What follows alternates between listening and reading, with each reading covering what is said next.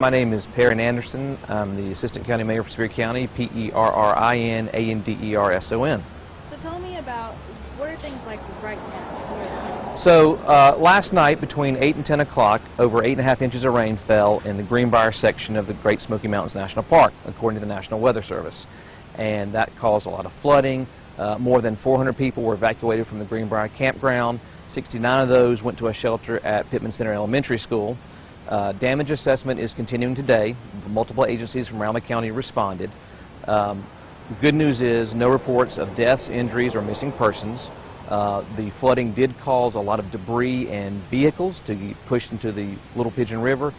And so we're asking if anyone sees a vehicle downriver to please call 865-453-3200 report it. Again, the good news is no deaths, injuries, or missing people right now. So no one's allowed back in right now at this point? That's the campground's. The campground has their own rules, and they are trying to assess damage, and I'm asking people to leave and find them other accommodations.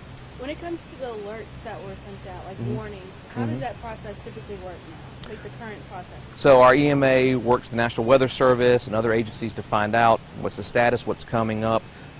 We used social media last night and the code red alert system to the people in the affected areas or potentially affected areas with downstream flooding. For some people who may not have gotten that alert, could it be because of the signal or? Like there are a lot of factors in play. For code red, you need to sign up for the service, and then you choose if you want voice, email, or text messages. Service does have a part in it. We're in an area that has spotty service, so it can depend on that also. But and of course it happened at midnight, around midnight, and afterwards when the alerts went out. So for a lot of people, that's not a great time to get alerts. How do they become aware of signing up for this service? Is it when they make their reservation, or? I can't speak to the campground. I don't know how they do their stuff. I know that the county government and the local city governments have Code Red on their homepage. And then from time to time we do promotions of Code Red to let people know it's a free service to sign up to get alerts. You may not be able to answer this, but I'm going to ask. Yeah. Do you know there's people around that, because a lot of people that I imagine they come out here, they want to unplug and just kind of relax. Are there people here, like on foot, that can go warn people, like, hey, you need to evacuate, et cetera, et cetera? Well, it depends on the situation. For instance, in the 2016 wildfires, we did have agencies go door to door to alert people in cabins, and that would be the sheriff's agency or local police or EMA or fire. So that does happen from time to time, depending on the emergency and the area affected.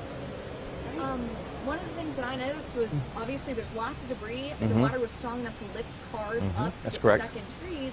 Can you speak a little bit to how intense this flooding situation was here at the campground and the surrounding area? Well, 8.5 inches in 2 hours is almost unheard of, and that's a lot of rain in a small area in a small amount of time. So I have not seen numbers on flooding levels, but I know if you drive around and you look at areas, you can see some homes and businesses where it came up on the walls above the footers.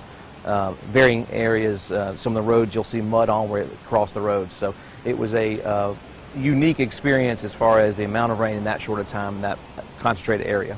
And you can still see that the water is raised. Yes, too, yeah. It's still high, yes. And when it came to first responders, how did they get out here? Were they called out here by 911? Did you call Yeah, them? they were alerted by the general public and by the National Weather Service following the forecast, seeing what was happening. So they came out, and then the trickle-down effect, they alerted other agencies. So I know the Sheriff's Department was out here, the police, EMA, volunteer firefighters, a number of agencies responded. And what did they see when they initially got here? Well, I can't answer that. I don't know. I know they saw rising floodwaters and they saw debris, and then they came and helped the people in the campground get out. Do you have any idea how many people stayed in the emergency shelter last night? 69 stayed at the Pittman Center Elementary School, and I believe that's still open right now. And you mentioned that the rescues that were in the release. Can you clarify what those rescues actually were? Yes, EMA did what they consider rescues. They walked to people who were on higher ground, put life jackets on them, and then walked them back over. So it may differ than what we think of rescues in the general public. They did have their boats here available. They didn't have to use them. It's my understanding no one was trapped or in danger, imminent danger at that time. But they did help people get off back to an area where they could get in their vehicle or their camper and then be safe. We've heard from some people who have said that they saw people standing on picnic tables and Okay. even stacked picnic tables on top of Yeah. them. Is that what's I can't. I don't know. That's the first I've heard of that. I don't know that. I don't know anything about those. So sorry.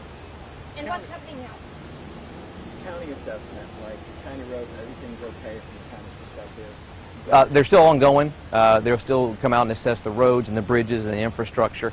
We're not. I mean, obviously there's some mud and debris on some of those things.